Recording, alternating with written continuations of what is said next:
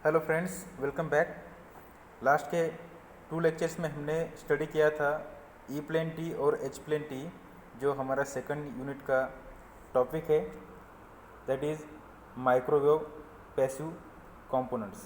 सो microwave passive components में हमने 2 topic देखे, एक ई प्लेन टी देखा और दूसरा एच प्लेन टी देखा। अब इस टॉपिक में, इस लेक्चर में हम ई एच प्लेन टी के बारे में स्टडी करेंगे। ई एच प्लेन टी को हाइब्रिड प्लेन या मैजिक प्लेन टी भी बोलते हैं। So E H plane T is nothing but a combination of E plane T and H plane T. So ये उसकी इमेज है, this is the image of E H plane T. उसको hybrid T भी बोलते हैं या magic T भी बोलते हैं। सो ये ई प्लेन टी और एच प्लेन टी का कॉम्बिनेशन होता है। तो इस लेक्चर में हम उसकी प्रॉपर्टीज़ और स्कैटरिंग पैरामीटर की मैट्रिक्स और उसका डेरिवेशन स्टडी करेंगे। सो ई एच प्लेन टी या हाइब्रिड टी और मैजिक टी, सो ये उसकी डायग्राम है, आप यहाँ पे देख सकते हो। This is the diagram of E H plane T. इसमें 4 पोर्ट होते हैं बेसिकली।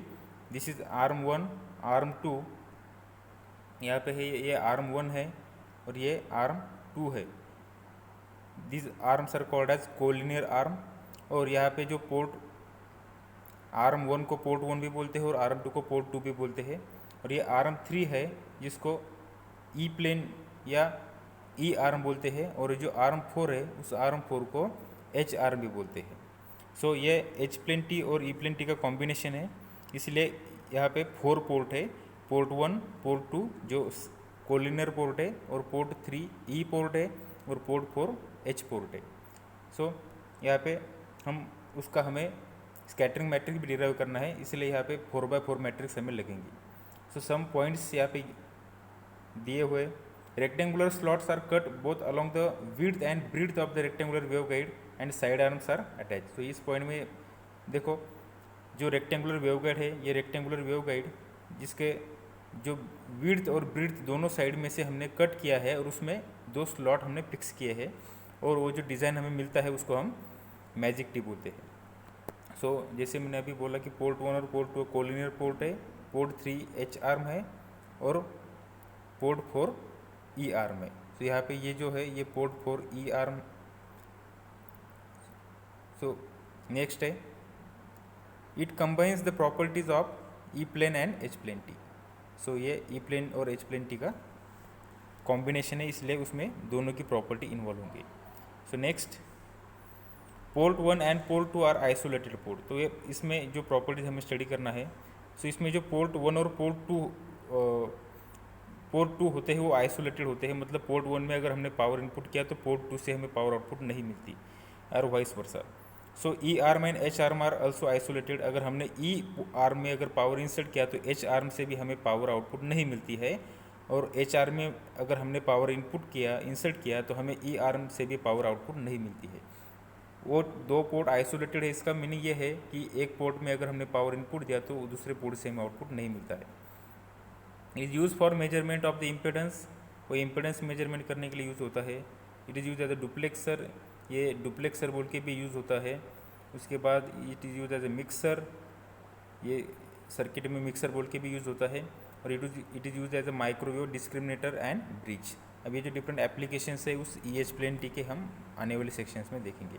तो this is the magic T properties. ऐसा है यहाँ पे, ये पोर्ट 4 है ई आर्म, ये पोर्ट 3 है एच आर्म, ये पोर्ट 1 है और ये पोर्ट 2 है। ये पोर्ट 1 और पोर्ट 2 ये साइड आर्म है, और ये ई आर्म और ये एच आर्म।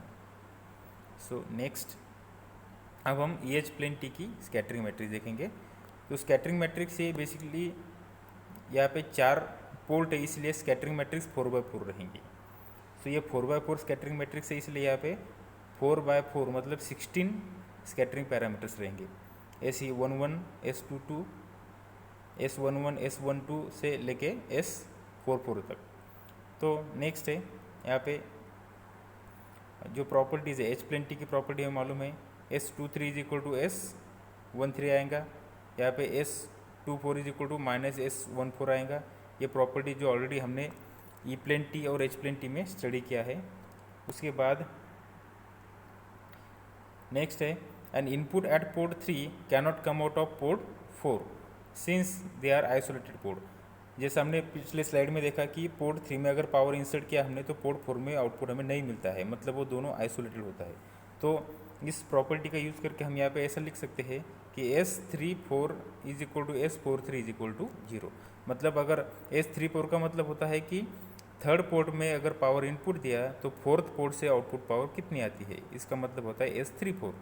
तो इज इक्वल टू S43 मतलब फोर्थ पोर्ट में अगर पावर इनपुट दिया तो थर्ड पोर्ट से कितना आउटपुट आता है, सो वो 0 होता है, इसलिए S34 is equal to S43 is equal to 0। Next है from symmetry property Sij is equal to Sji। Symmetry property हमें मालूम है Sij is equal to Sji रहता है, इसलिए हम उस सिमेट्री प्रॉपर्टी का यूज़ करके लिखेंगे S12 is equal to S21 and S13 is equal to S31, S23 is equal to S32, S34 is equal to S43, S24 is equal to S42 और S41 is equal to S14। ये हम symmetry property का use करके लिख सकते हैं। उसके बाद नेक्स्ट है ये port 3 and 4 are perfectly match to the junction. अगर पोर्ट 3 और 4 जो अगर जंक्शन को परफेक्टली मैच किए तो पोर्ट 3 में अगर हमने इनपुट दिया तो पोर्ट 3 से हमें आउटपुट 0 मिलेगा, और अगर हमने पोर्ट 4 को इनपुट दिया तो पोर्ट 4 से हमें आउटपुट 0 मिलेगा। इसलिए हम यहाँ पे लिख सकते हैं कि S33 is equal to S44 is equal to 0। तो हम यहाँ पे लिख सकते हैं S33 is equal to S44 is equal to 0। तो अब हम ये जो मैट्रिक्स है हमारे स्कैटरिंग मैट्रिक्स, उस स्कैटरिंग मैट्रिक्स को जो हायर कोएफिशिएंट है उसको लोअर कोएफिशिएंट से रिप्लेस करेंगे और मैट्रिक्स को और सिंप्लीफाइड करेंगे। So S is equal to S11, S12, S13, S14। तो हमने ऑल दी हायर जो कोएफिशिएंट थे उसको लोअर कोएफिशिएंट से रिप्लेस किया, और ये S33, ये S34, ये S43 और ये S44 को हमने 0 लिखा क्योंकि हमने उसकी वैल्यू ऑलरेडी फाइंड की है। सो नेक्स्ट जाएंगे। नेक्स्ट यहाँ पे फ्रॉम यूनिटरी प्रॉपर्टी, जो मैट्रिसेस की यूनिटरी प्रॉपर्टी हमें मालूम है S और S का कॉन्जुगेट का multiplication is equal to identity matrix. तो हम वो दोनों मैट्रिक्स को यहाँ पे मल्टीप्लाई करेंगे इज इक्वल टू उसकी आइडेंटिटी मैट्रिक्स। तो ये उसकी आइडेंटिटी मैट्रिक्स है 1 0 0 0 0 1 0 0 0 0 1 0 और 0 0 0 1। तो यहाँ पे हम मैट्रिक्स का मल्टीप्लिकेशन करेंगे, मतलब मैट्रिक्स 1 का रो मैट्रिक्स 2 के कॉलम से हम मल्टीप्लाई करेंगे। तो मल्टीप्लाई करने के बाद हमें ये इक्वेशंस मिलेंगे R1C1, R2C2। अभी R1C1 है, या R2C2 है, या R3C3 है और या R4C4 है। तो मल्टीप्लिकेशन करने के बाद हमें ये सब इक्वेशंस यहाँ पे मिलेंगे। तो इस इक्वेशन से हम फाइंड कर सकते हैं जो डिफरेंट स्कैटरिंग पैरामीटर्स है। सो S13 इज इक्वल टू 1/√2 हमें मिलेगा, क्योंकि यहाँ पे S13 square plus S13 square यहाँ पे आप देख सकते हैं इस इक्वेशन में S13 square plus S13 square is equal to 1। So S13 square is equal to 1/2 मतलब S13 इज इक्वल टू 1/√2। इसी हिसाब से हम S14 फाइंड कर सकते हैं, इट इज़ 1/√2। उसके बाद हम दो इक्वेशन कंपेयर करके 1 और 2 को कंपेयर करके S11 is equal to S22 लिख सकते हैं। कंपेयर करने के बाद फिर put all the above values in the equation 1। तो इक्वेशन 1 में वैल्यू पुट करने के बाद हमें ये मिलेगा S11 square plus S12 square is equal to 1/2 plus 1/2 is equal to 1। तो उसका फिर से मैथमेटिकल कैलकुलेशंस करने के बाद हमें S11 और S12 0 मिलेंगे, फिर S11 और S12 हमें 0 मिलेंगे, और फ्रॉम इक्वेशन 2 हमें S22 भी 0 मिलेंगे। सो इक्वेशन 2 जो है, सो इक्वेशन 2 से भी हमें S22 0 मिलेंगे, क्योंकि S12 और S13 और S14 की वैल्यू हमने फाइंड की है। सो S13 1/2 है, S13 1/√2 है, S14 1/√2 है। दोनों का अगर स्क्वायर किया तो यहाँ पे वो 1/√2 का स्क्वायर 1/2, फिर उसका 1/√2 का स्क्वायर 1/2 आएगा। तो हम उसमें पुट करने के बाद हमें S12 square plus S22 square is equal to 1 मिलेगा। सो ये 1 1 कैंसिल हो जाएगा, तो हमें S22 0 मिलेगा। सो मैथमेटिकल कैलकुलेशंस करने के बाद आप S22 को 0 फाइंड करोगे। सो इसके बाद ये जो हमने उसके प्रॉपर्टीज़ देखी, तो अब उसको हम उस स्कैटरिंग पैरामीटर के जो वैल्यूज़ है उस वैल्यूज़ को हम मैट्रिक्स के फॉर्म में लिखेंगे। सो मैट्रिक्स के फॉर्म में लिखने के बाद ये मैट्रिक्स हमें मिलेंगी। सो S इज इक्वल टू 0 0, जो स्कैटरिंग पैरामीटर के वैल्यूज़ हमने फाइंड किए उस मैट्रिक्स के जो स्कैटरिंग पैरामीटर के जो वैल्यूज़ है उसको हम मैट्रिक्स में पुट करेंगे। तो पुट करने के बाद ये मैट्रिक्स जो हमें मिली, तो उसमें 0 0 1/√2 1/√2 0 0 1/√2 -1/√2, तो ये सब हमें मैट्रिक्स मिली है। तो इस मैट्रिक्स से हम कंक्लूजन ये निकाल सकते हैं कि सपोज हमने पोर्ट 1 को इनपुट, अब ये है S11 है, ये S12 है, ये S13 है और ये S14 है, ऐसे ही पूरे कोएफिशिएंट है।